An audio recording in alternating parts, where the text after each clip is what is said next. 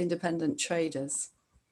We've held, well, it feels like millions of public meetings and worked with many other organisations, including the City Council. The Global Systems Institute, I'm sure Tim will tell us more about, but it takes a path-breaking approach, I fear to say world class, but a cross-disciplinary systems approach to some of the complex interactions which affect our life on the planet.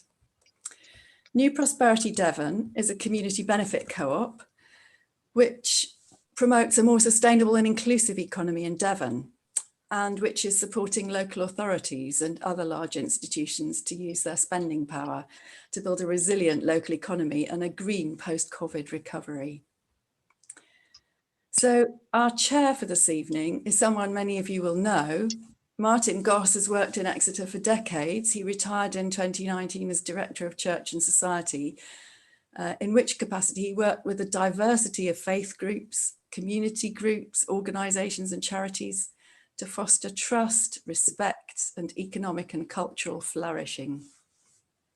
Martin, I can't imagine how many meetings you've chaired, but we're very glad to see you again. So I will hand over to you if you would like to start the meeting. Thank you.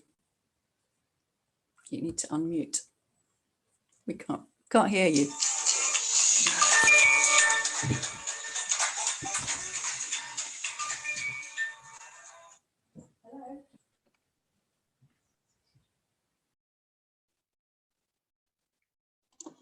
Hello. Is that better? Sorry about that. Oh, yes, we can hear you now. Thanks. So thank you, Jill, for your generous introduction. As you said, I've been around for quite a long time and been involved in lots of issues locally. But I'd just like to add my welcome to you to this session. Will the UK lead on climate and ecology? And also just in passing to say thanks to Jill and to Roxy, Transition Exeter, New Prosperity Devon and Tim's Institute for hosting and arranging this evening. We've got a panel of 3 speakers, as you all know, and we've asked each one to speak for 15 minutes maximum.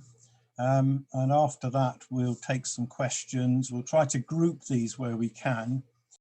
Well, you don't need me to tell you that we're facing a huge crisis globally. We're staring at immense ecological, economic and social challenges at this time. And personally, I find it very frustrating that most people do not seem to take seriously the enormity of what we are facing. The future of human civilization, the stability of the planet's life support systems, and the increasing loss of natural habitats and species at a pace not seen in human history. On the negative side, the degradation of the biosphere could well be the death of us all. Poor quality air, soil and water, more and more people demanding more and more, especially energy. The insatiability of our global consumer culture, our disconnection with the earth and with one another, and all this in a world which seems to have an infantile mentality, believing that everything is disposable. So we live in an age of extinction, and yet we're encouraged to carry on behaving as if there was no tomorrow. And maybe there won't be, unless we radically and rapidly push ourselves and our society towards profound changes. As others have said, the transformation we need now is akin to the move from an agricultural world to an industrial one. We desperately need decision-making which works for the long-term benefit and future of all, and not for the immediate vested interests of a few.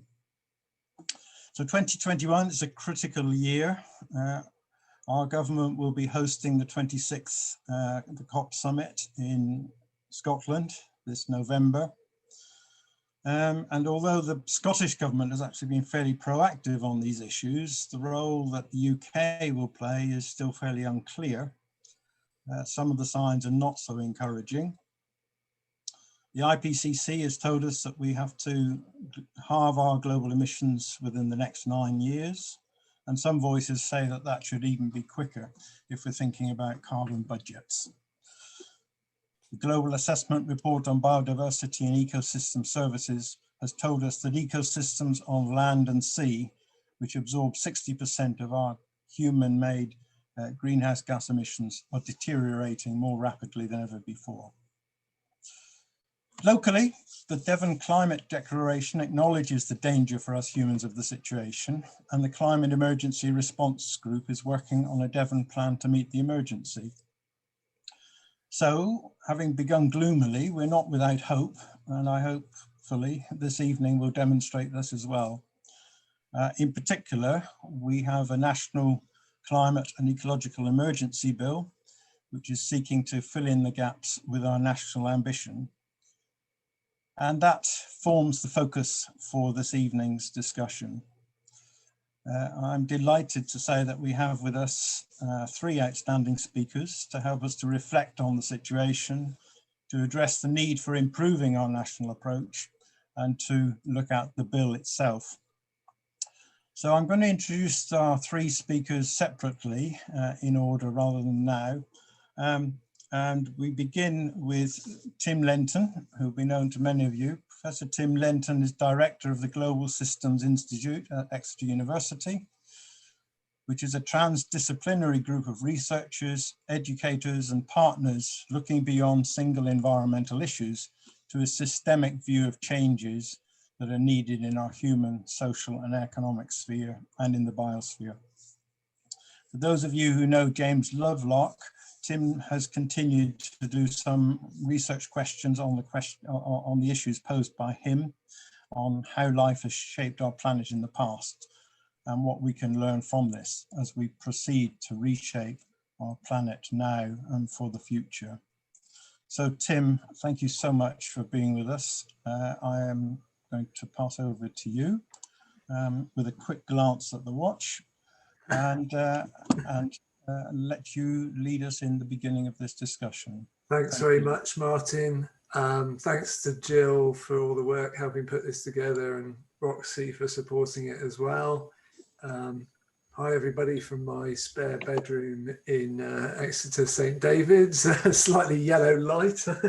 I'm going to try and respond to Martin's challenge. I'm going to talk, I got to tell you the bad news. I've got to get us all on the same page about how we are in a climate and ecological emergency. But what I really want to do is talk about some good news as well, that we're starting to see evidence that we can tip positive change to try and avoid sort of bad tipping points in the climate change issue and ecological crisis. So I'm afraid we have to start maybe with the bad news. Maybe we don't even need reminding of it, but let me try and use this concept of a tipping point through my little talk. So I'm just showing a little movie, a little cartoon system, could be a bit of the climate, but could be a little bit of our society. And it started in one stable state, but it's going to be pushed into another any minute now. Oh, it's gone on my computer. Maybe it's come through on yours. And that was there just to introduce this idea that the world is full of kind of coupled complex systems right up to the scale of the biosphere, but also down at the scale of a city like ours and our communities. And sometimes complex systems show these really interesting behaviors where a little nudge can make a big difference in outcome. And that's the kind of thing we don't want to happen in the climate, but it's the kind of thing we do want to happen if we want to create transformative social, ecological, technological change to get ourselves to a happier, healthier, more flourishing, sustainable future. So just a bit more on the climate emergency. For about 15 years now, I've been kind of waving the red flag about the evidence that we're approaching climate tipping points, and a few of them are shown on this map. And unfortunately, in the last decade or so, the evidence has got stronger that change is accelerating in bits of the climate system that we know have the capacity to be tipped out of the state we're familiar with and we need or we want to a different state that's going to have some bad consequences for us, like, for example, triggering the dieback of the Amazon rainforest or losing some big ice sheets. and getting the attendant sea level rise. What this little map's trying to show as well, that we begin as scientists to learn something about the interconnections of bits of the biosphere and the climate, the arrows, if you like. And I'm afraid we start to see the evidence that tipping points in parts of the climate system are starting to increase the likelihood of tipping points in other bits of the climate system. And that's exactly not what we want to see, but it certainly raises the alarm and the sense that this is an emergency situation. And if we accept that we're in an emergency, we should be acting urgently to do everything in our power to limit the risk of triggering any more of these climate tipping points, or in the worst case, triggering some kind of cascade of them.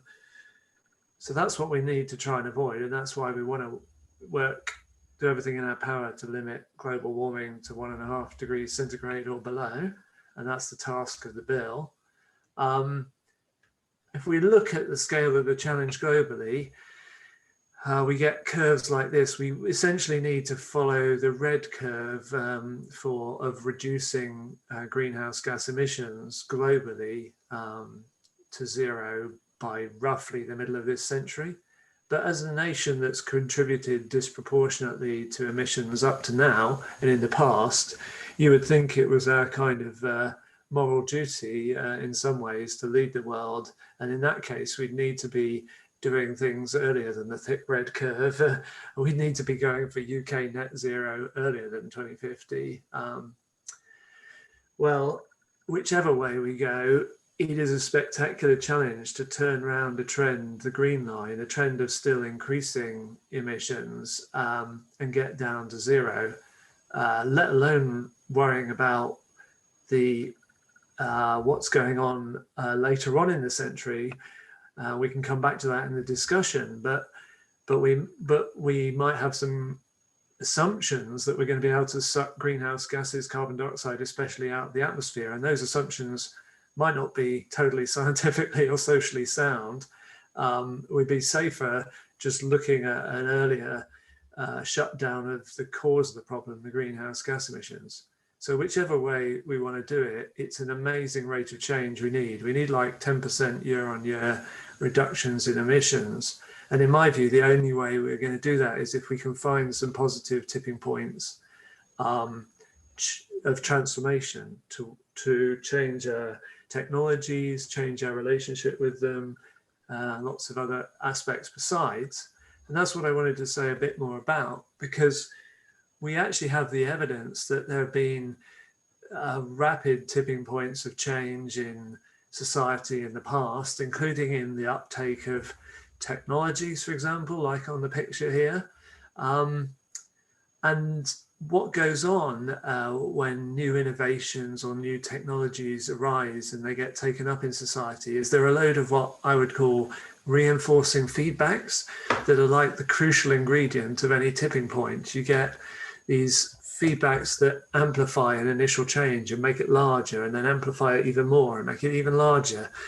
And we know those, we have kind of common language for that. We have the idea that the more we do something or make something, the better we get at doing it or making it. We would all call that sort of learning by doing, I guess, or learning by making. Also, the more we make something, the more cheaply it gets to make the next unit of that thing. And we call that economies of scale. And also, the more something is used, or the more things emerge that tend to make it more useful. And clearly, we're going to have to innovate in our communities on all kinds of scales to get to sustainability, to get to net zero. So we're going to need those reinforcing feedbacks.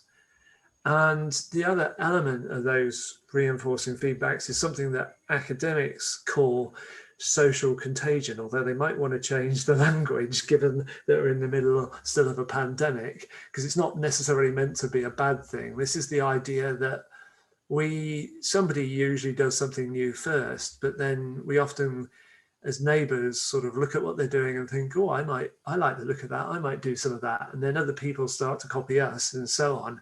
And new behaviours, uptake of new technologies, these things can spread like an epidemic through society.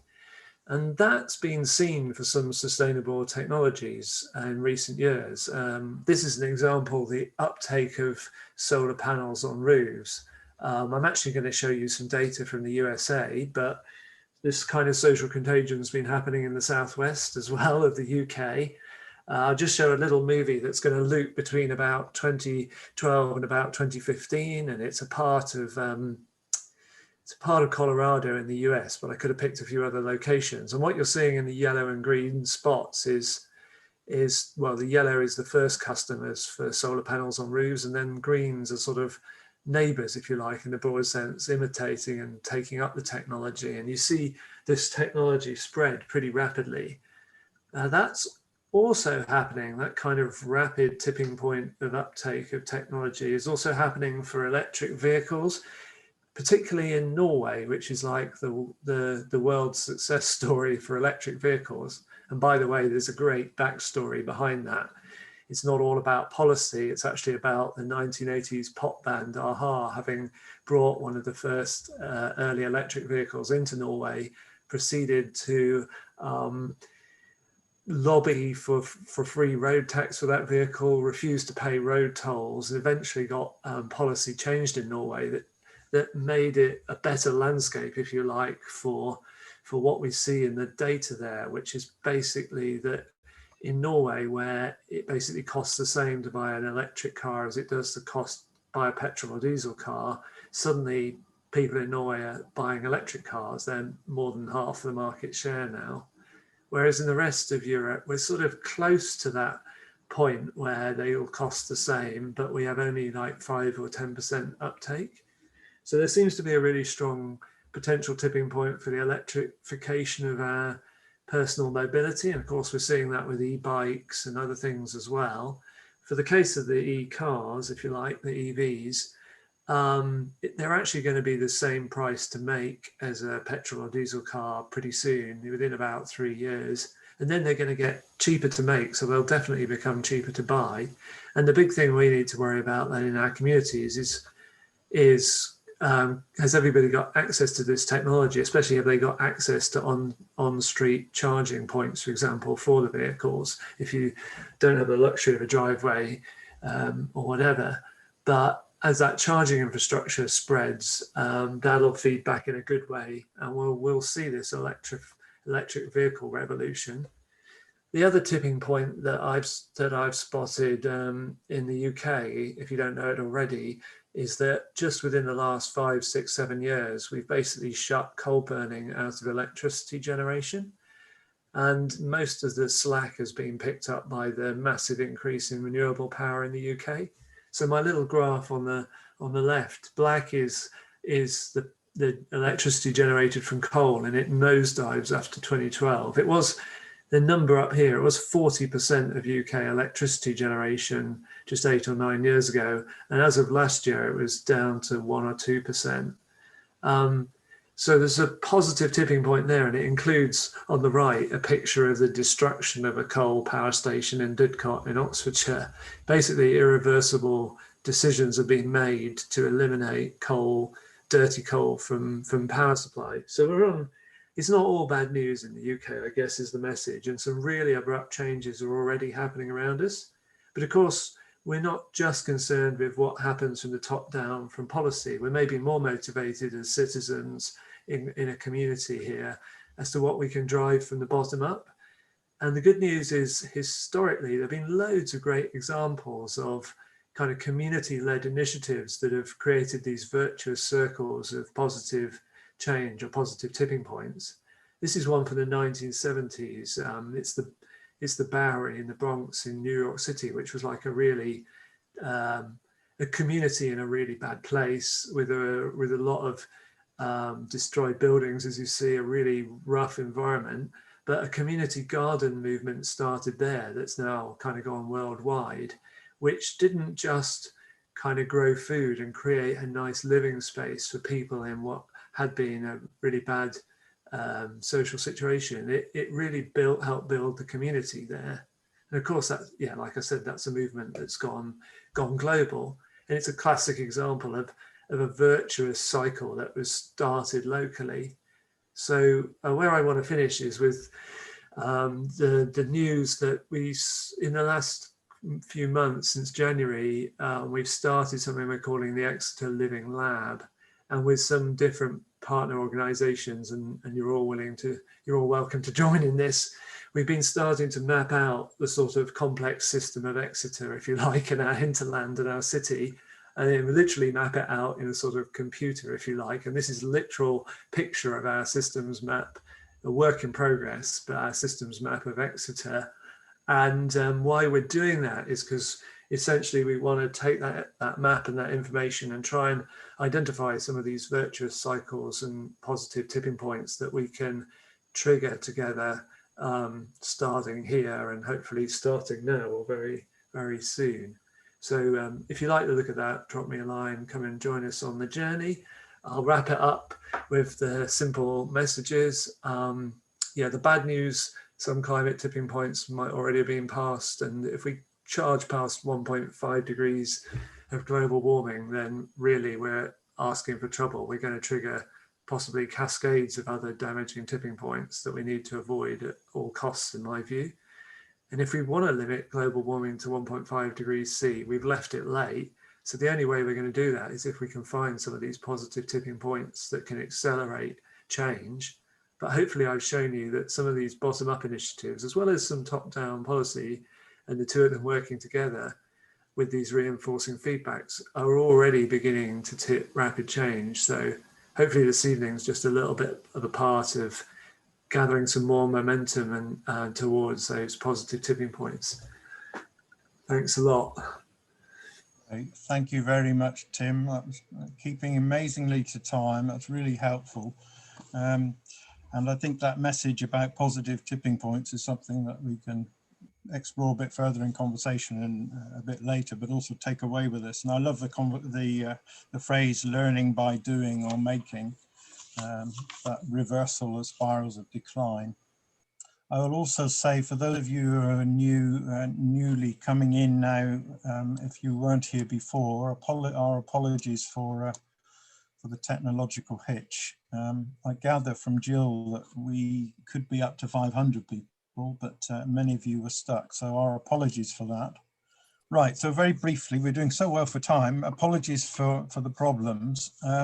What I felt that we would do is to go back and ask Tim just to try to do a summary of what he'd said for those of you who missed that before. Tim. No problem, Martin. Yeah, we've all become the friends or enemies of technology in lockdown, haven't we?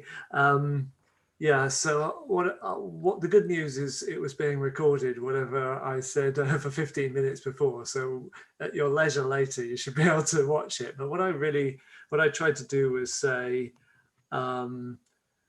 we're in a situation globally where we're risking passing some really bad climate tipping points. And if we want to avoid those, we know what we need to do. We need to limit global warming to 1.5 degrees centigrade if we can. And in order to do that, we know we've got to do a spectacular, rapid rate of social, ecological, technological transformation everywhere in the world, including in this nation. And the only way we're going to achieve the rates of change we need is if we can find some and trigger some positive tipping points in society, in communities, in our relationship with technology, towards sustainability. So I talked a little bit about what those tipping points are and the evidence that we've already seen some really positive tipping points. We've seen rapid uptake of electric vehicles in Norway, and we won't be far behind the rest of the world, that is, including the UK. We've also seen the shutting of coal burning out of UK electricity power generation in just the last 8 years or so, from 40% of our power generation to pretty much zero today. And I talked a bit about some great historical examples of positive tipping points where communities triggered change from the bottom up. For example, the community garden movement, which started in, well, a part of New York City that was in a really bad place in the 1970s, and it's become like a worldwide movement. And I finished by talking about how we've started a process in Exeter, which we're calling a living lab, where we've started with whoever wants to join in the fun, really, to map the kind of complex system of our city to try to identify these, what I might call virtuous cycles or positive tipping points that we might trigger together in our city, our community, and so on, in partnership. Yeah, that's the message. Is essentially we're going to need these positive tipping points. There's some reason to believe they're already happening, and we have got the power to find and trigger some more, and I think we need to do that together. So we need a bill and we need governance that supports that, but we can also do stuff together from the bottom up. Thanks. Thank you, Tim. And I know from those of us who've been involved in other extreme areas of life, including addressing violence and abuse, that the reversing of spirals of decline is a really critical thing. So this message of positive tipping points, I think, cannot be overestimated, I would say personally. I mean, it feels to me, Tim, that we haven't done justice to your model of the Exeter Living Lab, the system that you want to discuss. And it may be that I would encourage people to come back with questions or comments on that later. So thank you for rehearsing your earlier contribution. And we'll move on to our second speaker. And again, welcome if you've just joined us, and apologies for the problems. So I'm now going to pass over to Harry Barton. Harry's the Chief Executive Officer of the Devon Wildlife Trust. He and I have worked on food issues in the past, so a lot of water's probably flowed under the bridge since then. But anyway, Harry's been working for nearly 25 years in the environmental sector, including spells at the Council for National Parks, Kew Gardens, the CPRE and the Wiltshire Wildlife Trust, with a particular interest in landscape scale conservation. So Harry, thank you so much again for being with us. Thank you very much, Martin, and hello everyone. Thank you very much for asking me to speak this evening. So I'm going to try in less than 50 minutes to address the topic of the state of the UK's nature. Okay, so we have an absolutely amazing natural environment here in Devon. We have some really special habitats here in Devon. This is something of a Dartmoor speciality, some of the most southerly peat bogs in Europe. And you can see this wonderful cotton grass. You can come here at other times of the year, see all sorts of orchids, dragonflies and damselflies, all the birds that live off them, rare species like the cuckoo. So really important for biodiversity. But this particular type of habitat offers so much more. So it's a giant sponge, if you like. So Dartmoor, one of the wettest places in the UK, all that water comes running off those steep slopes, and this giant sponge soaks it up. It purifies the water and it lets it out slowly at times of drought, and it absorbs it at times of high rainfall. So it smooths out the flow of water and purifies the water. What it also does, of course, is it sequesters carbon. So as long as this bog exists, that is building carbon within it. So taking carbon out of the atmosphere, building it gradually year on year in this natural habitat. So these aren't just pretty things for wildlife, they're absolutely crucial for our battle against climate change. Now, we have these wonderful habitats, but as we also know, the state of our natural environments is in a very precarious one. So 1 in 7 species in the UK are threatened with extinction. And there are a number of reasons for this, but one of the main reasons is looking at what we've done of the landscape. And I'm hoping now you can see a map of Britain with all sorts of colours on it. Excellent, thank you. So what this is basically showing is the intactness of our UK landscape. And so the deeper the red, the more we have altered it. And so some of you can see in those urban areas, London, Manchester, Birmingham, etc., we really altered the landscapes. You've got less than half of the original species left. And in a few places you get that deep blue, very few, mainly in the uplands in parts of Scotland, North Wales, but very little. And those are the places where we haven't altered it all that much. But the main point is to look at the rest of the UK landscape and see that it's all amber, which means about a quarter of all our species have gone. And If you look at this slide on the right, hopefully you see a rather nice slide, a picture of farmed landscape, and you can see why. So it's a lovely, beautiful landscape, but actually if you look closely at that, not much of that is natural at all. So you can see those fields, probably 1 or 2 species in many of those fields. They may well not be native plants. And the only bit that's left, which is actually near natural, and only near natural, not entirely natural, is those lines of trees and hedges. And that is what so much of our UK landscape now looks like. Now, on this slide, I'm hoping you can now see a picture of the North Atlantic with lots of colours on it. Excellent. So this is exactly the same thing, of course, is going on in our seas. So this is a picture that illustrates, hopefully, the productivity of our seas back in about 1900, so 120 odd years ago. And the redder it is, the more productive. So you see these incredibly productive seas off the east coast of North America, also off the west coast of Europe and North Africa. And really it's only the light blue areas is where there's not very much going on. It's only really in the central ocean areas far from land that you don't see much going on. So that's 1900. In the year 2000, oh dear, that's what's happened. So hopefully you now see a rather depressing picture where all that colour has gone, apart from a little bit on the east coast of America and a tiny little bit, which you might just see if you look very closely, of the Algarve, the bottom of the southwest coast of the Iberian Peninsula. That is what we have done in 100 years, just 100 years, to our seas. So what do we need to do? We need to start bringing this back.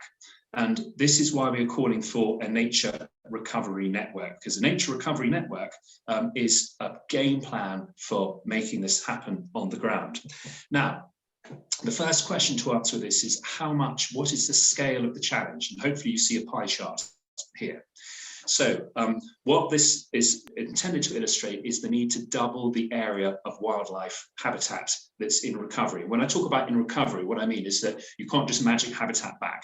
If you want to recreate woodland, you have to wait quite a few years, maybe even a couple of generations before that woodland is fully species rich. So it takes time, but in recovery is talking about moving in the right direction. So currently about 13% of our UK landscape is of high quality habitat. It's either protected, it's triple SIs and things like that, or it's local wildlife areas, not necessarily protected in law, but this is high quality wildlife habitat, so about 13%. Excuse me, Harry, we're not seeing the pie chart at the moment. Right, what are you seeing? We're seeing a kite above London. Can you now see a pie chart? No. Right, okay.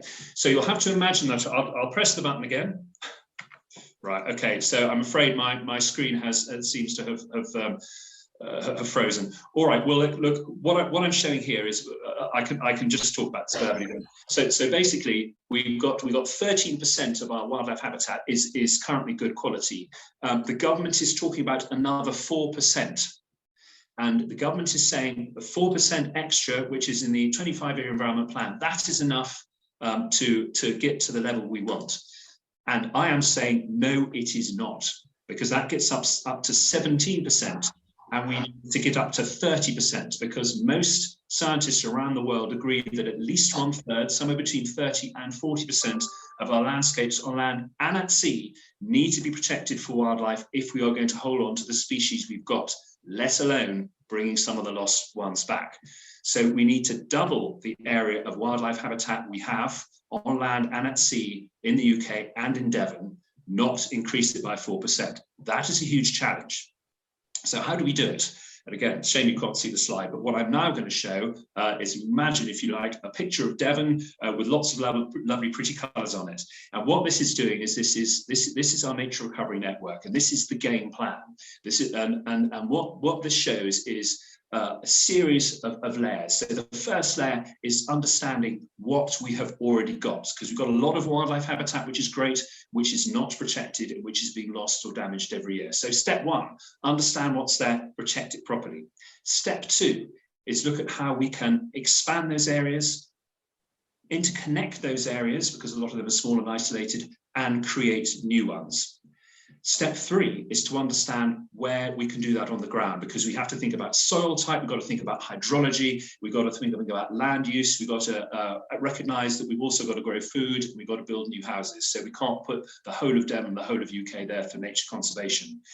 But if we can understand all that and map it all, we have got a game plan. And that is the difference between some glib political promise and reality. So the Nature Recovery Network is the answer to this. We're working on that. We should have, as some counties have already done it, we will have ours ready in Devon by May, the first iteration. Now, that's all very exciting, but what we also need to do is look at what's happening at the rest of the landscape, because even if 30%, 35% of the UK is protected for wildlife and wildlife habitat is coming back there, we've still got 70% of the land which is not managed directly for landscape, for wildlife. We're growing food and things on it. Now, that still will always be where most of our wildlife is found. And what is particularly concerning is if you look at the trends of wildlife on that wider landscape. So insects, more than half of all the wildlife we know about is insects. Insect populations, insect species are declining and extinction rates are 8 times as high as they are for mammals and birds, more familiar groups. And there are a number of reasons for this. So one reason is that loss of habitat. Another reason is climate change. We don't fully understand the patterns there, but climate change is definitely a factor. And the third big one is use of pesticides. Now you will hear sometimes from people in the industry that the use of pesticides has declined because the tonnage of pesticide applied has reduced. But that's not a very good indicator of what's actually going on. So the amount of pesticides, first of all, the toxicity of pesticides has increased 6 times in the period of between 1997 and 2012. In that 15 years period, the toxicity of pesticide increased 6 times. The area to which pesticide applied has doubled in the 25 years up until 2012. And the frequency of application of pesticide has also doubled in that same period of time. And your average hectare of arable land in the UK gets 17.5 applications of pesticide every year. So we are applying more pesticide, more toxic pesticide more often to a larger area of land. And that is why, a big part of the reason why we are seeing insects declining. So we are calling for a reduction, a huge reduction in the use of pesticides on farmland. We also need to look at this in our seas, and I had a rather nice slide here showing you some wildlife habitats at seas, and we've got some fantastic wildlife habitat around our coasts in the UK. In fact, half of all our wildlife around the UK is found in the seas, not on land. But at the moment, even though we have marine protected areas, marine conservation zones, I know a number of you have supported our campaigns for these, it's a great step forward, but damaging activities are still taking place in these areas. So what we need is more highly protected marine areas, or HPMAs they call, highly protected marine areas, no-tick zones if you like. So in these areas we have no trawling, no dredging, no dumping, nothing that is going to damage the wildlife habitat that is there. And we know first of all, we're talking about habitats here that aren't just great for wildlife. It's lovely to have the dolphins and the whales and the porpoises and all these things, fantastic. But we've also got kelp beds, we've got seagrass beds. These are some of the best habitats we have at sequestering carbon. So we are mad if we don't conserve them properly. And we also know from what's going on elsewhere in the world, sadly there isn't much research to go on in the UK because we don't really have any of these areas. You've got one tiny one on the edge of Lundy here in Devon, but otherwise we have very few of these areas. But if we look at what's happened elsewhere in the world, we can see that in a few years, the biomass in these areas can go up by 5-fold, incredible increase in biomass if you protect these areas properly. And of course, the areas around them can benefit from local fishing industry, etc. So the wins here are absolutely astounding. So my last slide here was on this talk was about what we want in law. So there's all sorts of things I'd love to see in law, but I'm just going to pull out 5. So the first thing is we want targets that are legally binding. So we want that doubling of the area of wildlife habitat on land and at sea to be legally binding, not some long-term aspiration, legally binding, and interim targets also to be legally binding, because there's a real risk that what governments do is they say, yes, we'll put this in orbit, we'll say it's got to be achieved by 2050. And then they just kick it down the road and we wait till 2040 and then people start panicking and then the target is left. We've got to start now. The second thing is that nature recovery network, that game plan, that needs to be in law too. And not just in law, but we need to make it absolutely clear who is responsible for delivering it. So not just ministerial level, but also local authorities, statutory agencies. This has got to be rolled out at a local level, starting from now or next year, if this is going to happen in the next 25 years or so. Thirdly, we need targets to reduce those pesticides. So we're calling for a target of 50% reduction in pesticide. Personally, I'd love it if all the farms everywhere could go organic and use none, but we've got to be realistic. 50% is what's being called across most European countries, and we need to do the same in the UK. And there's so much evidence to show that reducing pesticide use does not reduce the productivity of farms. We need highly protected marine areas to become law as well, because the existing system is not working well enough. And finally, we need a watchdog with teeth, because we can have everything we want in law, but we have lots of good laws at the moment which are not being properly enforced or implemented. And so the way around that is to have a watchdog with teeth, which holds government at all levels to account. And perhaps my final point here is, of course, we need the funding to make this happen. Now, looking after our natural environment is expensive. It costs about £3 billion to do all this work. But bear in mind that the government has committed over £80 billion to build HS2. HS2 will save the journey time, reduce the journey time somewhere between 15 minutes and an hour to the north of England. Well, if we can spend £80 billion on that, we can spend £3 billion saving the planet, which will save the rest of us and our lives. Thank you. Great, thank you very much, Harry, and for keeping to time. Apologies again for the slide problems. Some people are asking whether it's possible to see this, to be sent the slides or have access on them via a link, I guess, after tonight. So we'll certainly explore that, and I think that will be the least that we can do on that front. So thank you, Harry, for bringing it down to the local level and to move us towards the importance of the legislation which is needed, which actually then takes us very much into the Climate and Ecological Emergency Bill. So I'd like to just introduce now Sarah Lunnon. She's an ex-county councillor and former coordinator of Extinction Rebellion in their political circle, and she's now working with the CEE Bill Alliance lobbying to make this bill law. So welcome, Sarah. I can't see you on my screen, but I'm hoping you're there and you'll carry on after this. So if you can keep your talk for 15 minutes as well. Meanwhile, can I just remind people to add questions to the chat? If you put the word question or Q beforehand, that will help us in sorting out what questions we'll select and to move forward with in the discussion. So Sarah, over to you. Thank you very much. Thank you very much, Martin. So I'm not going to show any slides, and I don't know that I'll take 10 minutes, I think, but they're obviously really happy to answer any questions that come up. I think one of the things I'd like to say is that I'm absolutely not going to be reasonable. I think one of the things we've suffered from as part of the environmental movement, and certainly that I've suffered from certainly as a councillor, was the concept of being reasonable in the face of the status quo. And now what I'm doing is actually demanding what is needed as opposed to what appears to be reasonable. And maybe that's part of my time spent within XR, but certainly it's a very different viewpoint that I've that in the way that I am now seeing the world. So a little bit about the bill. The Climate and Ecological Emergency Bill basically seeks to use the levers of government power that already exist to protect the future of life on Earth. So in this way, it seeks to be transformational rather than revolutionary. So we're not calling for a revolution.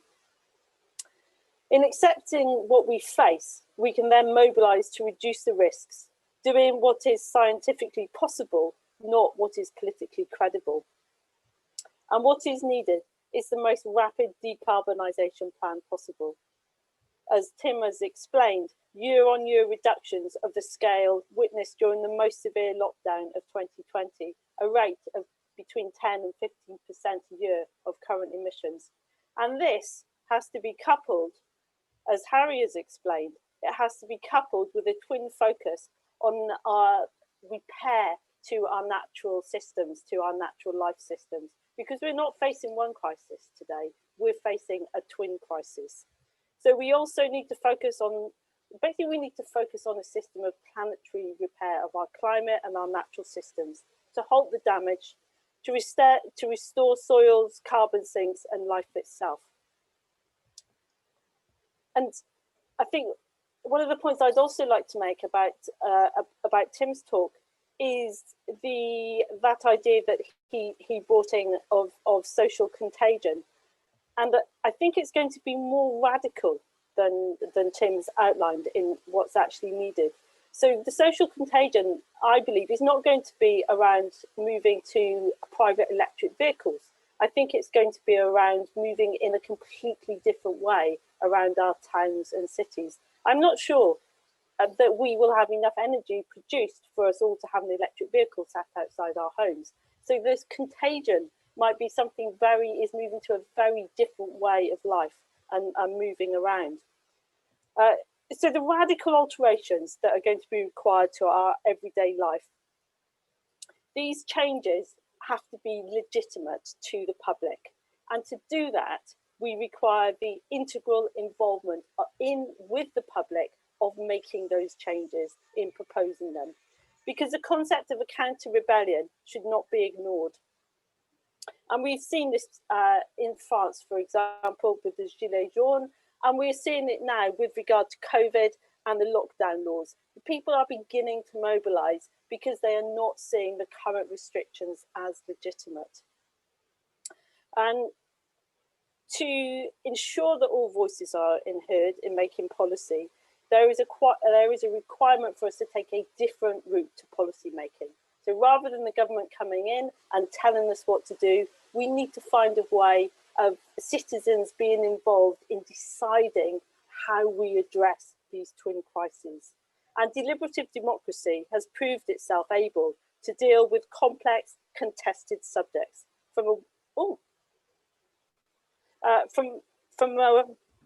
sorry, my screen's just gone a bit odd. Deliberative democracy has proved itself able to deal with complex, contested subjects, from abortion in Ireland to constitution reform in Iceland. Citizens' assemblies have provided a through route and enabled governments to take radical action.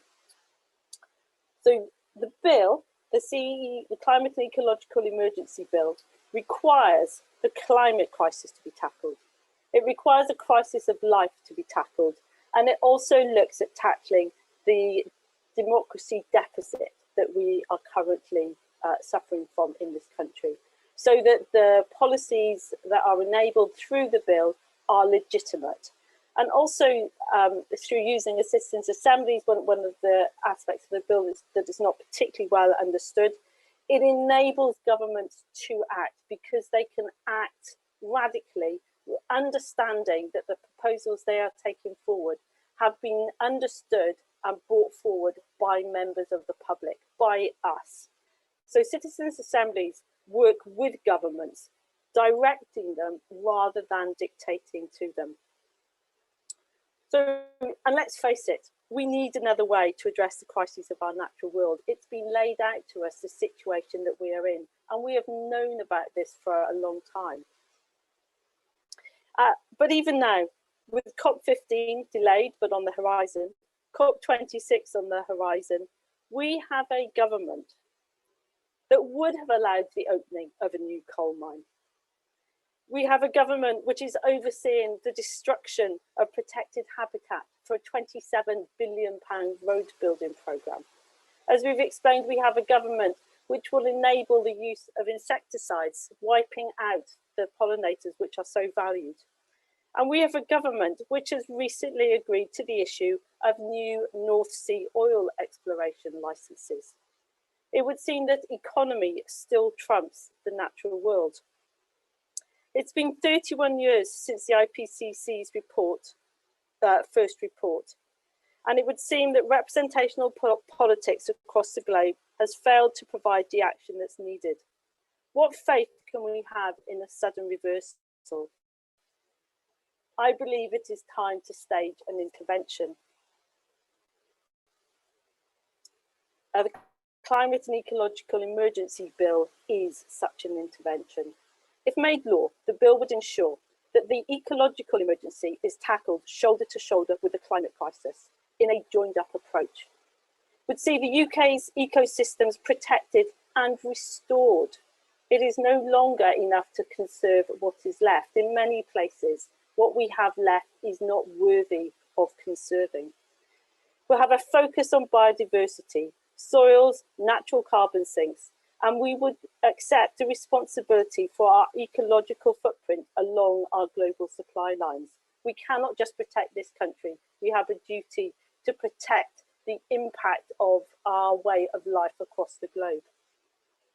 It would see the UK achieving its fair share of CO2 reductions under the Paris Agreement's 1.5 pathway, with a 66% chance of staying at or below 1.5.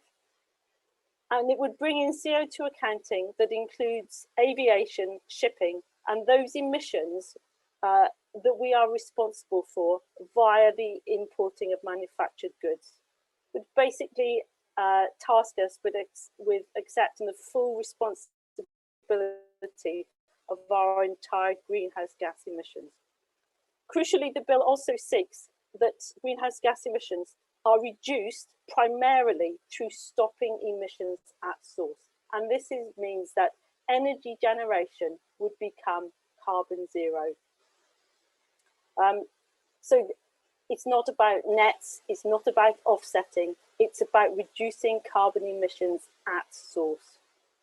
It also would bring in the government having to adhere to a yearly national carbon budget, not 5 years, long enough for a government to forget what it's doing, long enough for it not to worry if it's not going to meet those budgets. As we do with the Treasury, as we do with our finances, we would have a yearly carbon budget. And such the way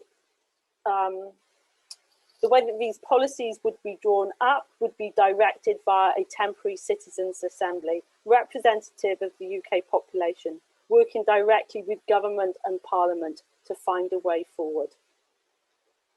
The bill would provide time-limited and urgent action on the scale that is required, would move into the space opened up by the non-violent direct action of the school strikers and the Extinction Rebellion protests. The CEE Bill Alliance acts as a grassroots social movement while also campaigning at Westminster and at national levels. We are advocating for 1.5 degree target and remaining within the Earth's carbon budget set by the Paris Agreement, and not a 2050 net zero carbon date, which I believe is a distraction. And we are calling for deliberative democracy, so that the mobilisation required is legitimate and endorsed by representative groups of UK citizens. The bill has been drawn up with input from respected academics, from earth scientists, ecology and democratic studies, and the Alliance is helping to deliver the public and civil society mandate for the bill. So far, we have 104 MPs publicly supporting the bill. We have 16 principal authorities, county or borough councils signed up to support the bill. And we have over 160 businesses and organisations, including the Co-op, Oxfam, Greenpeace, and I believe today the Wildlife Trust at the national level agreed to come on board as supporters of the bill. We have been dealt a strange and monumental hand by fate. Did you really expect when you were growing up, when you were bringing maybe your children into this world, to join the single generation whose actions would decide the fate of the world for millennia to come? Given this, I believe we are at the moment in time where we need to reach a state of grace, to act without reference to ourselves, but in service to our ancestors and to those we wish to become good ancestors for. And for me, part of doing that is in pushing for this piece of legislation, because I believe it can provide the umbrella for the policies that Tim has talked about, for the actions that Harry's talked about, to come in underneath. And I believe it provides us with a way of imagining a different way of life. And it is, as far as I am aware of, the only piece of legislation which seeks to do that. Thank you. Great, thank you very much, Sarah. Well, we've had 3 brilliant inputs. In relation to yours, I was reminded of your comments on mobility reminded me of the 15-minute cities, which is something which has been promoted, of course, in some other European countries. And I also wondered whether the citizen science movement is actually a positive example that could be portrayed towards democracy. Anyway, we now move into questions. We've had quite a few, and we've tried to group them. Some of them have been addressed at specific speakers and others are more general. If you continue to have other questions, please do so. Please continue to write them in the chat. And I'm going to take them in this particular order. So I've got 2 questions initially on communities. So the first is Catherine Causley asks, whose role is it to educate the general public in Devon? Council, school, community, who will fund this? One question. And then from Penny in Stroud, this is a question particularly looking at Tim. Your models for social contagion were based on the UK and the USA. Are you seeing similar trends in more problematic countries like Australia? And then thirdly, how can we keep local communities motivated when the planning law seems to be build wherever? Yeah, quite. So there's a question there about education and on the issue in other countries and the models there, and on planning law. So Tim, do you want to respond to any of those? I can come in, thanks Martin. So on the education question, I try to, from my little part, I've put these massive open online courses out for free for anyone who wants to enjoy them, and I've put a few links in the chat to those. So I'm obviously not the only person these days doing that, and that's somewhere where social learning is definitely happening on those courses, which is really heartening to see. Penny's question about Australia. Actually, this morning I started the day 8 AM talking to ABC Media in Australia, and they were telling me actually about this really great story of social contagion of solar panels and battery storage and going off grid in Australia. So what's really funny with Australia is there was a government, well, you know how quickly their government changes, but there was a government proposal to try and get to net zero in a kind of structural way with electricity grid and all the usual big sort of centralized stuff. And it didn't happen, partly because of their cranky politics. And then the beautiful irony is what's happened since is this, what they think of as this disruptive technology of people just going for their own home power generation and going for battery storage has really taken off. So that's, for me, a really nice example that in a nation that we might not necessarily look to as a climate leader, the citizens are kind of creating a change anyway.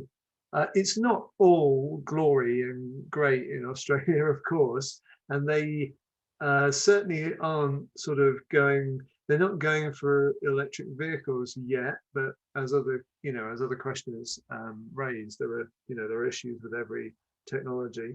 Not sure I can, not sure I can remember the third question, Martin, but maybe someone else can have a go on that. You're on mute, but it was sorry, thank you, Tim. Harry? Yeah, thank you. So I'll just address that question about education. That's a really, really critical one. And organisations like ours, so we do a lot of work with schools in Devon. It's very, very hard to get funding. So charitable trusts, government, others don't generally want to fund this because they would say that this is the government's role. It's a fair point. but that's an argument that holds if the education is appropriate. So we, for some time now, have been lobbying for outdoor education, nature schools, this kind of work. We're doing some of this now, but it's on a trial basis on very small scale. It tends to work, tends to be easiest to do for primary schools, much more difficult to do for secondary schools and further up. So we do need some big changes in the education system. There's a lot of evidence out there that learning in the outdoors actually helps with with learning outcomes as well. So it's not just tree hugging and stuff that some of the cynics would look on skeptically. It's actually can be really, really beneficial for the students too. But to get those changes to the national curriculum, it would be a huge win and something we all, I think, need to continue to lobby for. Thank you, Harry. Sarah, just to remind us that the third question was about keeping local communities involved when there's planning permission is just granted here, there and everywhere. Sarah. Well, I'm, in terms of the kids, I think the kids are all right. We saw before COVID, I mean, our children know what's happening and they're furious about it, right? So we've seen across the world, we've seen the school strikes happening, and our own children telling us that we have to start taking action. So I'm not sure what we need is a process of education of our children. What we need is a process of education of our elected representatives. We need to put the pressure on those people who control the levers of power, because the government is still the most the government is incredibly powerful, and we have seen that over this last year. The government just decided to underwrite the wage bill of this country. The government just decided to find £300 billion. Harry's talking about, he's begging for £3 billion to solve, to help protect our life support system. Over, I don't know how long you want it, Harry, for 10 years, who knows? But the government, at the swipe of a pen, found £300 billion. So if the government wanted to, the government could act. And so those are the people who we need to be educating, not our children. So that's where it needs to be. And planning. Dear God, as a councillor, I have so many hours I spent on planning committees. At the moment, our planning system has a duty to support economic development. So, we could just get rid of that. There you go. There's any number of things we could do to the planning system if we wanted something which did not cause harm. Every single building that gets put up could be its own power station and could provide electricity, could provide energy. We know what the answers are to these questions. It's just we do not at the moment have a government which is prepared to implement them, or to find the permissions to be enabled to implement them. And that's what we need to change. Okay, thank you, Sarah. That's great. I'm going to move on to some questions on energy now. The first one again is aimed at Tim. Do you think home working will help a positive tip to smaller scale distributed power generation? Solar power looks more attractive if you're at home to use it. That's from James Keith. Question from Roger to everybody. How do we stop local councils building car-dependent housing estates on Greenbelt? We just talked a little bit on that, I guess. They use the government housing targets as an excuse. And the third question on this is from Margaret Turner. Is there an issue with the manufacturer of electric vehicle batteries in requiring destructive mining for scarce minerals? So that's a fairly specific one. Can we go, Harry, can you go first on these, please? Yes, well, shall I tackle the one about planning? Yeah, please. Well, this is really, really difficult one. And there was a question earlier on that in the chat that I answered on this, or tried to answer from this, which is, which was about really what's the attitude of government? And I think government is, to be honest, pretty schizophrenic. I do think parts of government generally want to be green, but I think there is a what I think they are not understanding is that you can't have all-out growth and build, and all these wonderful things from their point of view, and unbridled economic growth at the same time as going green. And you know, that is a fundamental change of mindset that we need to bring about. You know, you see that all the way through. You know, the planning system is not currently set up. It's not just a matter of planning decisions. It's the whole way the planning system is set up, which is problematic here. I also think we need to be, so we need to look at changing the planning system in a positive way, not in the way that was being suggested by government recently in the planning white paper, which would take power away from local communities. I also think this might be a slight digression, but we also need to be very aware of proposals that are going to limit the ability of local communities and groups like this to make their points, put their points across. So look at the recent PCSC bill, the police crime sentencing bill, which would make it more difficult for the kind of process that we've seen in recent years to go ahead. We shouldn't be distracted by a bunch of people misbehaving in Bristol. That's already illegal. New laws aren't going to do anything to that. But it's the people like a lot of people here who are making, who want to put their views across and seeing that that's be undermined. So we've got to look not just at the systems we've got, but we also have to look at the ability of local communities and groups to allow their voice to be heard when we have a system which is not geared up to taking the sensible decisions. Okay, Sarah? Oh, sorry, I was answering stuff in the chat. Okay, I'll come back to you. Tim, are you answering stuff on the chat as well? No, I can answer. So I think it's right to raise the issue with, like batteries, or whether they're for electric vehicles or other battery storage. For sure, they need resources. And the lithium-ion batteries are raising some issues of where we're mining the lithium from, what are the social conditions for the miners, and so on and so forth. There's a sort of inevitability about that with any technology transition, and we need to be aware of that, and we have to weigh up the sort of costs and benefits, I guess. But on the good side, I mean, coal mining is hopefully on the way out, and it was killed many coal miners, what they're exposed to in mining operations. So nothing comes without these considerations. And I guess we can all understand that in the long run, we want to move towards a more circular economy where we're making new things out of existing things, we're remaking stuff. But yeah, I guess the point was kind of well made by Sarah earlier, that maybe our vision of the future shouldn't be everybody needs their own electric vehicle. It might be that we socially license the autonomously driven electric vehicle and we just call it on an app on our phone. The calculations are then there only needs to be about 1/10 of the number of cars as there are today, because most of the time cars are sat parked doing nothing.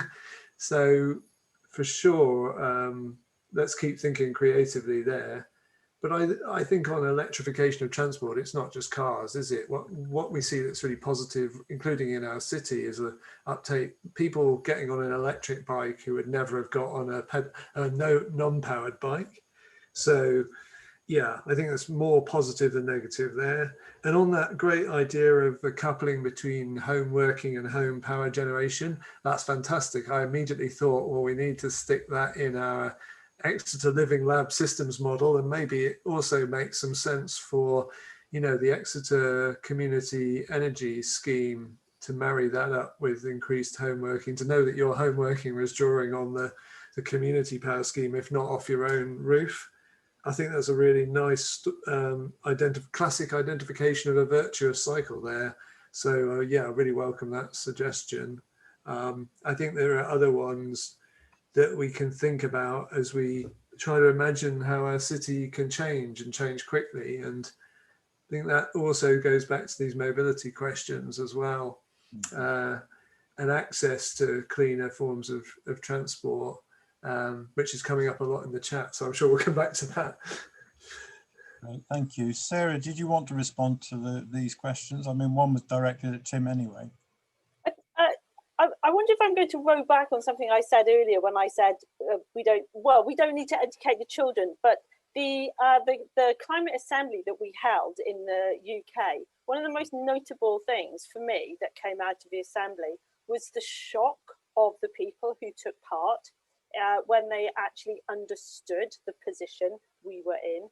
And so when for example, referencing people being more willing to accept solar panels if they're working from home, I think maybe there is that point of education, as we did around the public announcements around COVID, is that we need to have that level of sort of public announcement education around the crisis that we face, that then makes, for example, deciding to get a heat pump, you know, because people spend so much money in this country on their bathrooms and their kitchens. Spend 10 grand on the kitchen, no one blinks, right? Spend 10 grand on a heat pump and everyone thinks you're mad.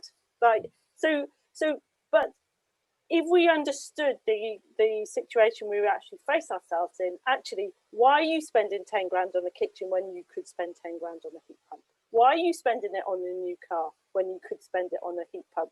So I think the level of imagination we need to use right now, we need to step it up. So we need to imagine it so differently. We need to imagine that world that we can live in that is no longer harmful. So what does that look like? It becomes amazing. And Rob Hopkins wrote, I think, one of the most beautiful pieces I've ever seen anyone write about a piece of legislation. When he first wrote about the CEE bill, and he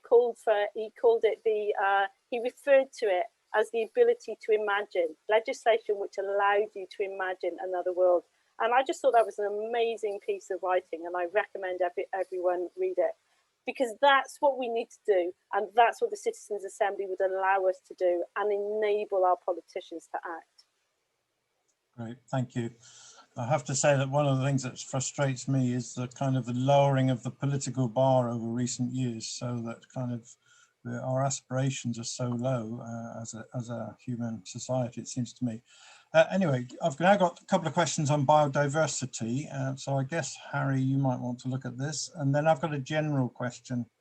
I'll do the general question first and then come back to it. It's all very well talking about Devon and Norway, but this isn't even a national problem, but a global one. The general world population needs to force governments to legislate solutions and demonstrate our support for that. How do we achieve it? So that's a pretty broad, big question, but the two biodiversity ones are, firstly, how significant was the Common Agricultural Policy in the decline of biodiversity? I guess we could be here for 3 hours on that. And also for Harry, what land use is currently available to convert into supporting wildlife? I guess that's in Devon. What land use is available to convert into supporting wildlife? So Harry, please. Yeah, thanks, Martin. Well, I'll have a quick go at all three. I think in response to the first question, the general one, I would say we could spend an awful lot of time worrying about what Donald Trump is doing or Bolsonaro is doing in Brazil or what's happening in China.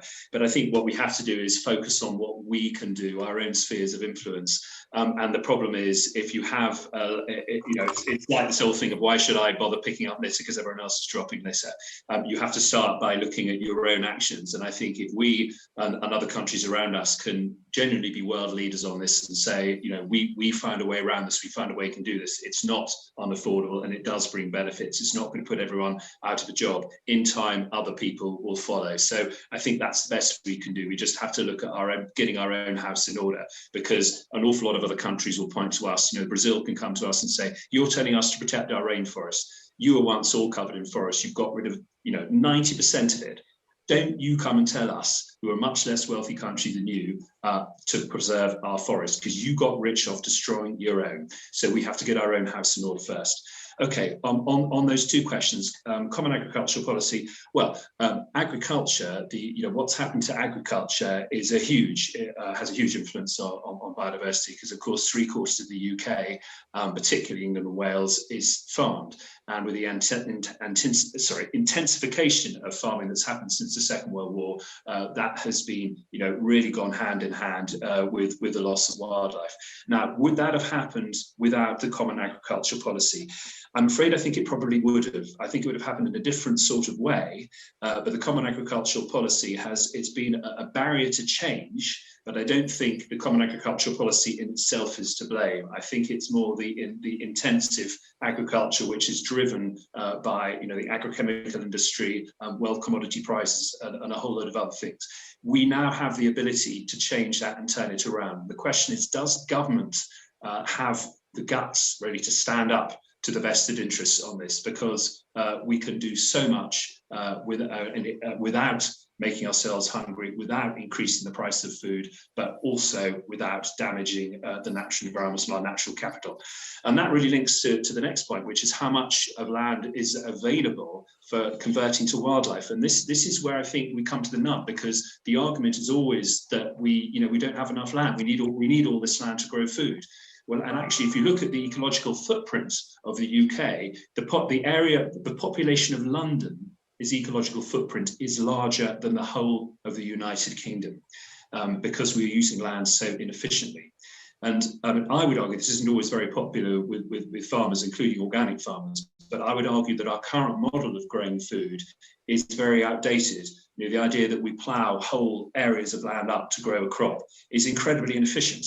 We need to be looking at multiple cropping, agroforestry, vertical farming, high-tech farming. May not be what everyone wants to see, but if we don't do that, we will continue to eat into pristine habitats elsewhere across the world, because we are using our own natural resources so inefficiently. So I think those two questions about biodiversity are really closely linked. Thanks, Harry. Very succinct. Sarah? So sometimes I make the analogy that if you woke up and find yourself in a lifeboat that was sinking, what would you do? Would you start bailing immediately, or would you immediately call a discussion and work out who was going to bail how much based on how much they weighed, or how old they were, or how strong they were? And would you refuse point blank to chuck any water out unless everybody else was doing it at a fair rate? And it's inconceivable that you would, right? You'd start bailing as fast as you bloody could and start shouting at everybody else to join in. And so I do feel that, especially with COP26, we right now in the UK have the ability to lead and to say, this is the action that is needed to protect and defend life on Earth. And this is what needs to be done. And in terms of if we start looking at our supply lines, if we start looking at consumption emissions and we start counting them, actually that then starts having an impact on industries abroad. Because if you want to sell something in the UK and we are going to count the consumption emission of that imported article, then which one do you sell? Do you sell the low carbon one or the high carbon one? Do you start manufacturing again in the UK in a low carbon environment, or do you import the high carbon one, which then hits the amount of carbon as a country you have available in your yearly carbon budget? So actually starting to count and take account of consumption emissions might actually start driving different practices across the world. And actually that's one of the things that Conservative MPs are actually beginning to pick up on. That if we start counting consumption emissions, we actually start benefiting UK industries, and that has become a particularly interesting point in terms of selling the bill. Right. Tim? I was going to pick up on the international theme, because I mean, I've been working with Simon Sharp, who's the Deputy Policy Director in the COP26 team in the UK Cabinet Office, and I can tell you all that he's our huge ally. The people in that particular team totally get this. They totally get the need for positive tipping points, and they're trying to shape all the warm up to the negotiations around that. The problem is they're just a tiny fraction of a big and complicated government, and there are other large elephants in the room like the Treasury who don't get it yet. But I guess the point is I think internationally we kind of, yeah, Sarah's analogy is a beautiful one. I mean, we had a crazy kind of system called the Kyoto Protocol. It was legally binding and multilateral, but the target was so weak it was no use whatsoever. And then we swung to the other extreme, which is this thing we call the Paris Agreement. It's unilateral, but it's non-binding, so there's no legal teeth to it. And so what? People make pledges, or countries make pledges, but then do they meet them? I think the answer must lie somewhere in between. And so I know for a fact that what the COP26 team are working on are finding the small coalitions of countries or actors who've got a shared win or a shared vested interest in making the transition happen faster. And I think personally, I think that gives us some hope and is a possible way to break the crazy deadlock when clearly I'm also of the view that I mean, we nominally have a leading position in the UK, which we might be squandering with this government on this issue. But really, now is our time to continue to lead and to build those little coalitions to make change. And yeah, for what it's worth on land and transforming the UK land, I mean, we all need to remember that if we ate a whole lot less meat, we'd have a far more efficient use of the land, and we could have a whole lot more regeneration of biodiversity on it. So it's not, a lot of that is in our hands. And I come from a family where my brother-in-law and sisters are farmers. So I don't talk lightly about farming, but I just know what a wretched situation farming in the southwest is in anyway, and is only kept on its feet by the cap payment. So yeah, let's keep pushing together for a replacement to that crazy system that's going to incentivize a different kind of land use, and will benefit the farmers and will benefit us all, I think. Thank you, Tim. I remember I happened to have been a participant in the COP15 summit back in Copenhagen in 2009. And one of the positive lessons that came from that, overall, it wasn't a very good summit, as you might recall, but one of the positive lessons was how marginalized groups of people, minority communities around the world who are on the sharpest edge of climate change, people in Bangladesh, tribal groups in Latin America, Inuits in Northern Lapps, and so on, got together and formed a coalition to form that kind of leverage, because together they could increase their voice, and the issue about minority groups, and particularly the effects of refugees, has been significantly improved since that situation, from that point of view. I've got a couple more questions here. Harry, this is an interesting one for you. Do you see any sign of policymakers making the link between the biodiversity crisis and the pandemic? My MP tells me he's too busy dealing with the pandemic to give much time to wildlife. I think he could be busy concentrating on the barbecue while a wildfire is coming over the hill. Thank you, Maggie Watson. Yes, this is a really interesting one. I think I was saying this earlier on. The government is really difficult to read on this, and it depends who you talk to. I think on the one hand they see this Brexit and COVID-19 as a great reset moment, and some good stuff is coming out of that. And there are some from a wildlife and biodiversity point of view, and so you are seeing some good initiatives being taken up by government. But what is not happening is the change in the other areas. So for instance, there's a concept called wild belts, which we presented to government, and they're very keen on the idea. And what the idea of wild belts is, remember the green belts, of course, you'll know about the green belt. So this came out in the late 1940s, part of the Town and Country Planning Act. And the idea there was to control urban sprawl, to prevent sort of London expanding so much that it joined up with Birmingham, etc. But that was really about stopping urban sprawl and perhaps a more visual landscape type thing. It didn't really have wildlife at its core. And of course, now the Greenbelt is all being built on. The whole of the M25 goes through the Greenbelt in London.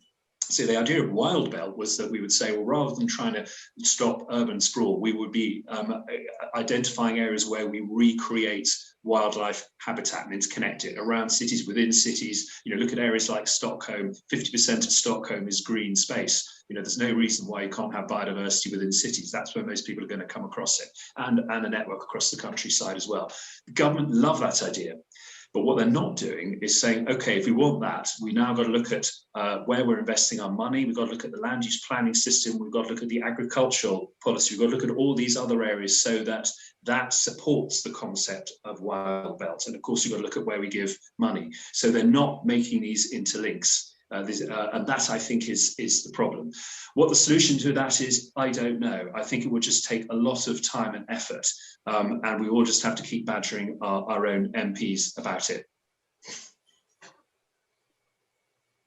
Okay, Sarah? So, I mean, don't feel you have to respond to all these questions. I'm just giving you an opportunity of yeah, commenting. and I guess it's it's a moment of mobilization and transformation is what's required, rather than a step-by-step incremental approach, which is what we've had, my entire lifetime. That's what I've seen. And so we need something very different, and we've seen just how governments can act. And that's what we need on the biodiversity crisis and the climate crisis. So it's no longer about incremental steps. It is about massive change. And we've seen that governments can do it. And so now we have to push them to do it. And, that's our last best hope, right? Okay. Tim? I was just popping in the chat a link to the Flow project of the fruit trees and the biodiversity corridor along the river in Exeter that our artist friend Anne-Marie Colhane has helped with, and the Environment Agency have worked really well together with local artists and the citizens to do something good there. And yeah, so I think that greening, just the continual greening of Exeter is something we can all, get behind, and yeah, let's have some more questions, Martin. Great. Okay, I've got one here on transport. Transport is a key sector, of course, in terms of global global carbon emissions. Is there a role for travel alternatives like shared electric taxis? This would make public transport more accessible for people with disabilities, people in the rural communities. So it's another transport question there. Sarah? Yes, of course. Yeah. I mean, that's what we have to do. We need to work collaboratively and within community, and that means sharing stuff. And yeah, public transport is the way of doing that. So of course, that's what we're going to have to move towards, it seems to me. Harry? Yeah, this is a really interesting question. I mean, today, we're like an awful lot of organisations, we're coming up with our own carbon reduction plan, and setting the high-level targets. So we set our target of becoming carbon negative. In other words, we sequester more carbon than we emit by 2030, and that's fantastic. But working through the plan, all the details of that is really, really complicated. There's some low-hanging fruit. There's a lot of complicated areas like livestock on land and things like that. But looking at transport in our buildings, this is something we spent a lot of time talking about today. And I think the problem often is that we start off by saying, okay, we need to move around. What's the best way of doing it? We've got we need to work in offices. What's the best way of doing that? And I'm actually a big advocate for just stopping and saying, why do we need to move around? What's the point of moving around? So, a year ago, I used to come into the office most days because I took it for granted that I needed to come to the office. I cycled and took the train almost all the time, but I always came to the office. Now I've realized that actually I don't need to come into the office very much. I can come into the office one day a week. So that negates the need for transport, because even if I have, as long as I breathe, I'm emitting carbon, let's face it. And then with buildings as well. So, you know, I was talking to our team today and saying, look, let's stop thinking about the offices we've got. We've got 8 offices at the moment, Devon Wildlife Trust. Why on earth do we have 8 offices? All right, it's a big county. We could do with fewer. But rather than thinking we've got offices, what do we do with them? I'd be saying, we've got buildings. What do we do with them? We've learned that we can work from home. We don't need lots of desks. I don't need to come to here, to the middle of Exeter. I live near South Brent. I don't need to come 27 miles to Exeter and sit at exactly the same sort of desk, looking at exactly the same computer screen. What's the point? I need to come to a building to meet people, to be inspired, to do that kind of thing. So that's what we want our buildings there to do. And I think we need to look at transport in exactly the same way. Start by, why do we need to move from A to B? Tim?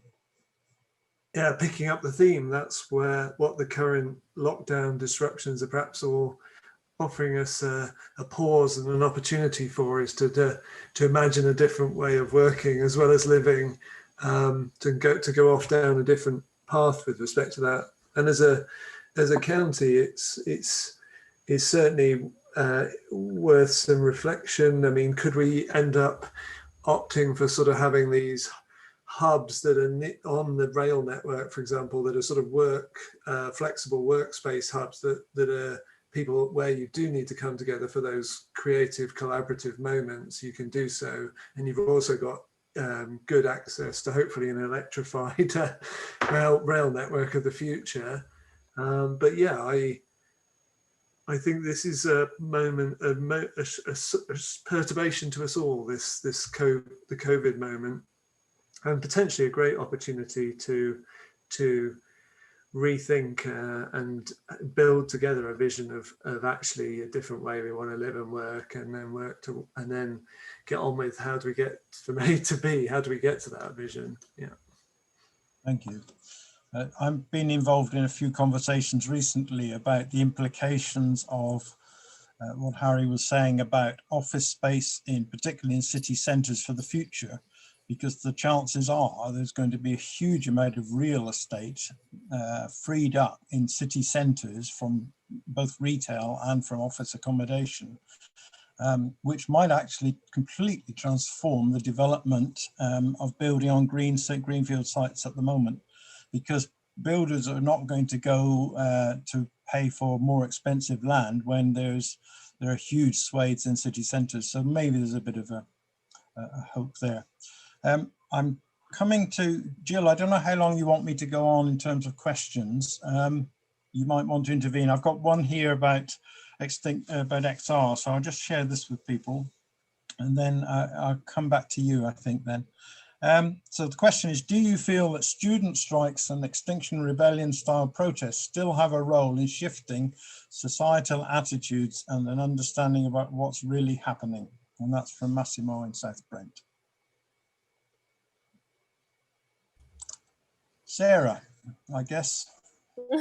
Yeah, I do. I mean, yes, like I thought it was quite interesting in Tim's talk when he talked about the electric vehicle uptake in Norway, and that basically that happened because of a piece of non-violent direct action by a bunch of famous people, right? So what it was, people making a protest which actually caused that social change to happen in Norway that hasn't happened in other places. You look at cycling in the Netherlands, that happened because of the 1970s Stop Kindermurder protest that took place in Amsterdam. And there's films on YouTube of people fighting in the street because they were trying to stop the cars driving through their streets. So the only way our government is going to move is if there is enough force put on it to do that. And we know they are being lobbied by the status quo. We know they are being lobbied by the people who do not want change. And there needs to be an equally effective force pushing against that. And that, you know, and that is the likes of the school strikers, and it is the likes of Extinction Rebellion. And they open up the space for things like the CEE Bill to move into and provide. Tim? Yeah, I mean, I think those movements that many of us are probably being part of are a classic example of a positive tipping point that was happening just in the last few years. And absolutely they can create change, but the thing I always look to from the movement is we've got to have a vision of what we're for and what we want to work towards, not just what we're against. And that was arguably one of the big problems with something like Occupy Wall Street, which was very visible, but did it affect change? To a degree, but you could tell that there was if there was a weakness, it was there wasn't a clear articulation of what the alternative vision that we wanted to work towards together was. And so I certainly look to the movement to keep pushing, but I think the good news is it's not just those who are willing to go out on the streets that want this change. And you'd be amazed the kindred spirits that exist in the most unexpected places. So it might seem heretical that I would spend any time talking to sort of what they call themselves responsible investment managers in the City of London, but I do, and I'm amazed by how much they're committed and want to affect change, and they've frankly got the capital to do it. So whilst I agree we need to continually push our government in a democracy, we live in a democracy that's ceded an awful lot of power to the financial sector since the 1980s. And so it's kind of good news if the members of the financial sector are willing to join with us to be the agents of change, which might seem a little bit radical to say, but it's not just them, it's the faith sector. It's really a grand alliance, I think, across the different sort of spheres of human endeavor, if you like. We need to touch the hearts and minds of through things like the faith sector. We need the media to tell, and artists and creative people to tell the story of the vision we want to work towards. We definitely have to have the activism to push change and to push the status quo. And we want those actors in society who've got leverage, even if it is money, to come with us to give us that leverage. Yeah. And Harry? Yeah, no, I endorse everything that's been said. This is in my mind because I wrote a blog on this very subject a couple of days ago because of this new legislation that's been rushed through. But I think we should never underestimate the power of a bunch of very reasonable, sane people who are coming together in a large group and taking to the streets. I would never advocate, I think, noisy people throwing beer bottles, swearing and setting fire to police cars, I don't think does any good at all. And I'm not an advocate of violence. I think violence simply begets violence. I would entirely agree with Mahatma Gandhi on that. But this kind of direct action, and I don't mean doing destructive stuff, but the fact that there are a bunch of people who have taken the effort to stand up and be counted in public and show their faces, and the camaraderie that you can feel with people in that environment really cannot be underestimated. And just going back to an early point earlier on, I know there's been some debate, and perhaps not everyone agreed with me when I talked about the importance of educating children. And of course, you shouldn't just stick to children. Absolutely right. I totally agree with Sarah. We've got to look at other things as well. But the government is often the most difficult, intractable area to get to. And the government will look at what everyone else is saying and then say, okay, maybe we need to change. So they're often the very last people who will shift. But school children will influence their parents. And if their parents' investment manager or a company leader, they may change the habits of their entire company. And bit by bit, indirectly, we get to the rest of society. And a lot of this change is happening. I mean, what's really interesting is in America, we think all this awful stuff that came from Trump, and he control, alt, delete with climate change and everything else. But despite all that damage he did, the renewable industry really took off in the States, and that was led by the market. It was not led by government policy. So what we need to do is focus on all these other areas as well, and that can be done both indirectly through one-off conversations, but also through these kind of marches and the things that we've seen earlier on a couple of years ago. Would Theresa May have declared a climate emergency had it not been for the Youth Strike for Climate? I don't think so. Thank you. And on that note, I'll just pass back to Jill, just to remind us that in 1932, 500 people walked to Kinder Scout, the highest point in Derbyshire. And that movement led to the creation of the national parks.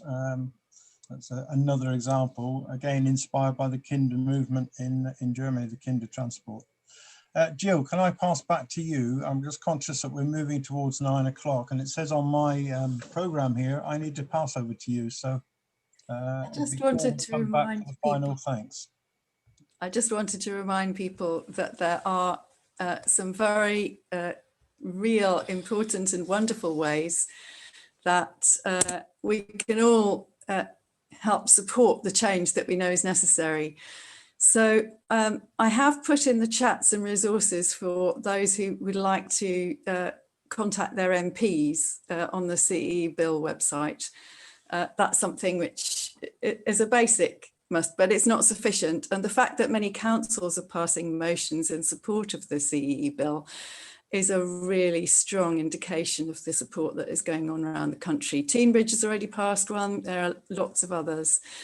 And so if you are willing, please do write, particularly to your county councillor, because Devon County Council will face a motion on the CEE Bill at the end of April.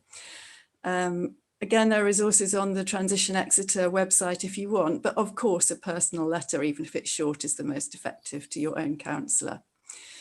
There will be a follow-up meeting of the CEE Bill Alliance on April the 8th, and I've just put the information about that in the chat too.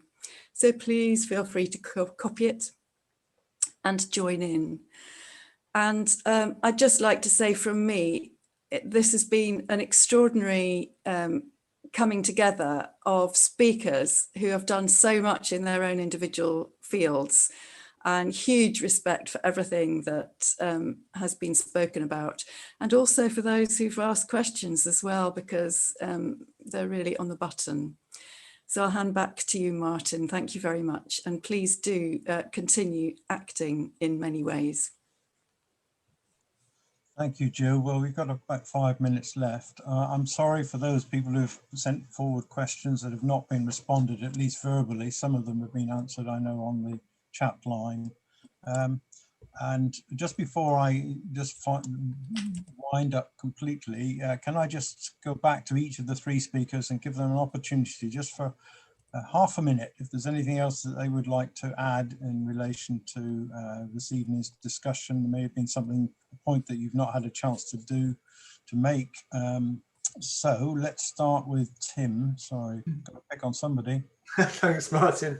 Oh no, what I take away is, there are over 100 of us here, all I think sharing the same values and the same sort of drives for action on these vital issues. So we're definitely stronger together, and we're making some new connections and networks through events like this. So yeah, look forward to just continuing to work together to try and identify these virtuous cycles of change and make them happen.